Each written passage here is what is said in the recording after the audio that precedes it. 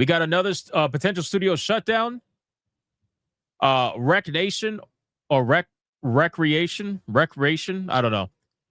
Wreckreation developer puts its entire staff on notice as the publisher THQ Nordic abandons it completely and says, we simply cannot sustain the studio in its current form. We have so many things in the pipeline, says Threefield CEO, as she hopes for a potential rescue. Ouch, man. This is what happens when subsidization is no longer available. I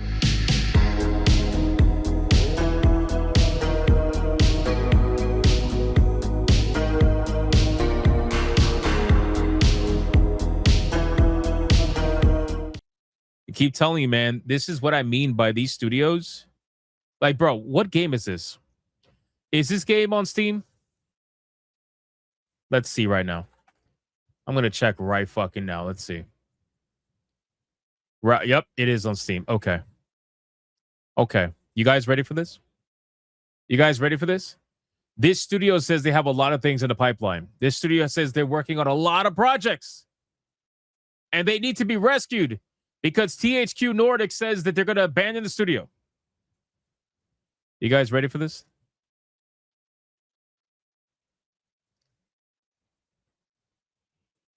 Holy shit.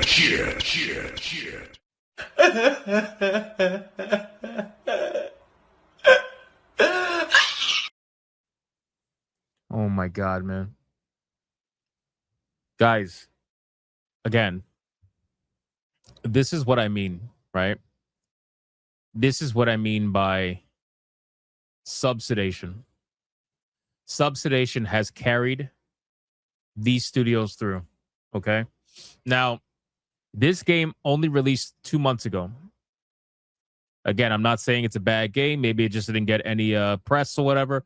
But what I am saying is that you released a video game 2 months ago to 199 concurrent players. You have 8 people playing the game right now. And you mean to tell me that you're hoping for somebody to rescue you? You're hoping for somebody to say, bro, you're asking $40 for this game.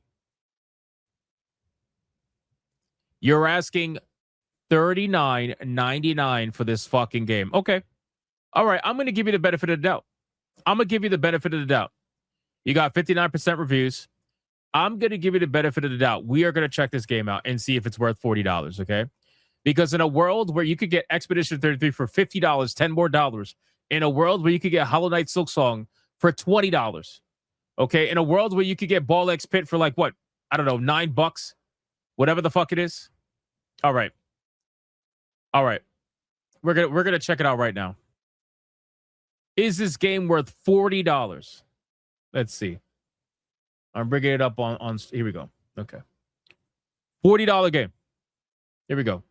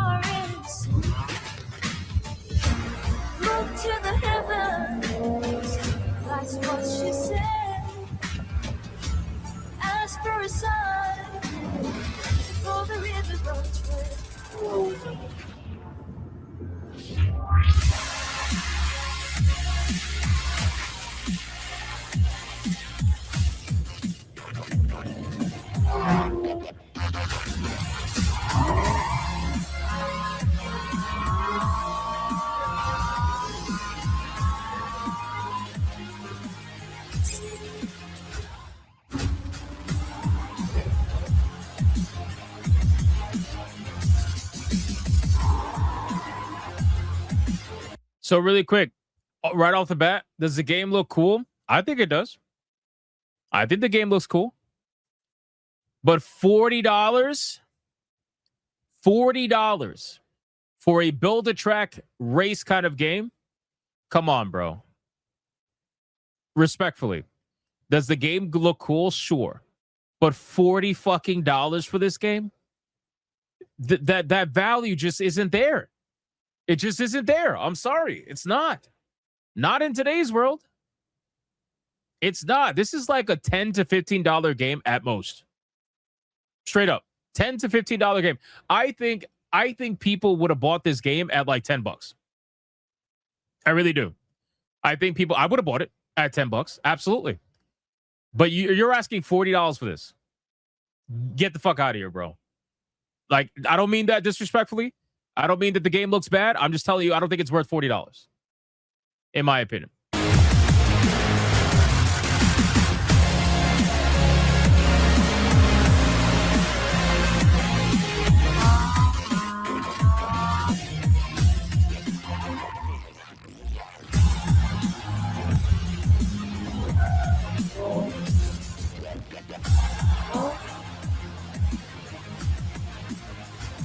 Like, that looks fucking cool. There are certain aspects of this game that look really cool. Right? There's definitely certain aspects of this game that look really cool. But again, $40, I don't see it. I don't see it, bro. Maybe $20, maybe $20 maximum. Maximum. But you're asking $10 less than Expedition 33 for a game like this. And this is why I feel like if you're going to be releasing a game or designing a game, you have to have a price market in mind. And whoever designed this game and thought the price market for this game is $40, I think they need to have their job reevaluated. I really do. I feel like this was set to fail. Like, who the fuck paid $40 for this? Who would do that? Obviously, people did. This game sold a little bit of copies, but still, would you rather have 1,000 copies at $40 or 50,000 copies at $10? You know what I mean? Think about that.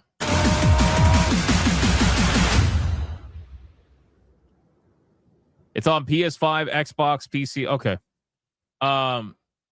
So let me go back really quick because I want to look into this a little bit more, because this is what I mean by subsidization, right?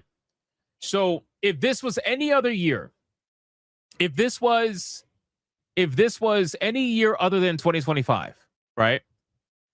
This particular video game and this particular studio would be subsidized for years to come. But the fact of the matter is, it is now 2025. Subsidization money is harder and harder to come by. And people are just like, it's not a thing. And the funny thing is that it's not even the developers that set the price of the game. It's the publisher. So THQ Nordic is the one that set the price for this game. And now they're dumping the developer after the game flopped. Are we serious? Three Fields Entertainment. Let's see.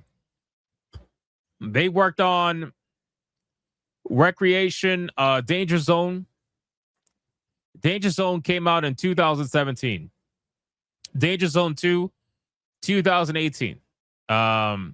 Dangerous Golf, 2016. Look at the price of all their video games before this game. Did they have a different publisher? Let's see. They self-published. Okay. They self-published that one.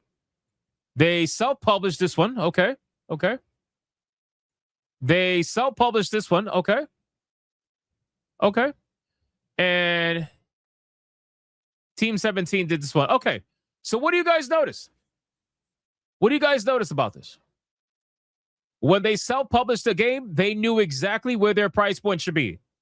$15, $20, $20 MSRP. Exactly what I said. They knew where their price point should be. But the moment they worked with THQ, double the price. Double the price. $40. The moment they worked with THQ Nordic. $40, bro.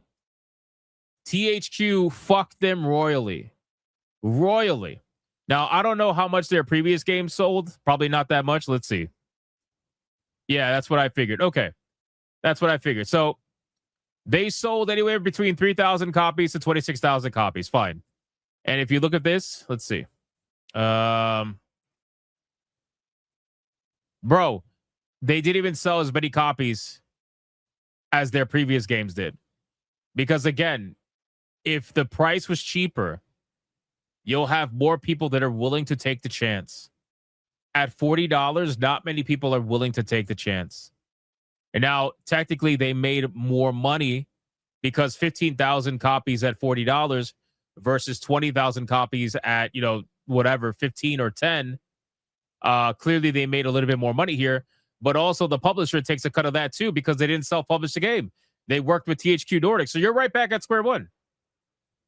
You're right back at square one. So I don't know, man. At this point, again, these publishers are really, they're really fucking some of these developers, man. And this is, you have to be, I don't know, you have to be like completely out of touch to charge $40 for a game like this. Especially for a game that has no, like, what do you call it? No established franchise attached to it. You know what I mean? Where, like, for example, if you have like a building game like this, but let's say you attached, I don't know, Fast and the Furious to it, right? You could charge a little bit more because you're attaching a famous established franchise to it.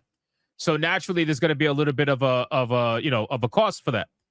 But there's nothing attached to this. This is just another game like this. So yeah, THQ definitely fucked them for sure, 100%. And then after fucking them, they're dumping them. It's just, bro, literal pump and dump. Hold on, let me get into this really quick. Literal fucking pump and dump, bro. Holy shit. Developers of Dangerous Golf, Danger Zone, and most recently the Burnout meets Trackmania mashup Wreckreation has announced it has put its entire staff on notice of redundancy. As the studio explained it, we will not see revenue from game sales for the foreseeable future. Ouch, man. Calculator says so they were set up for failure. Basically, if you're going to release your game at $40, you need to understand that there is a new standard for that $40. And I know that developers out there and studios out there and executives, they don't want to admit that. But the truth is that it just is what it is, right? This year especially was a perfect example of $40 to $50 video games completely changing the game, right? Completely. I'll give you an example. Outside of Expedition 33. Hold on. I'll give you an example. Here's one. Right? It's a little bit more.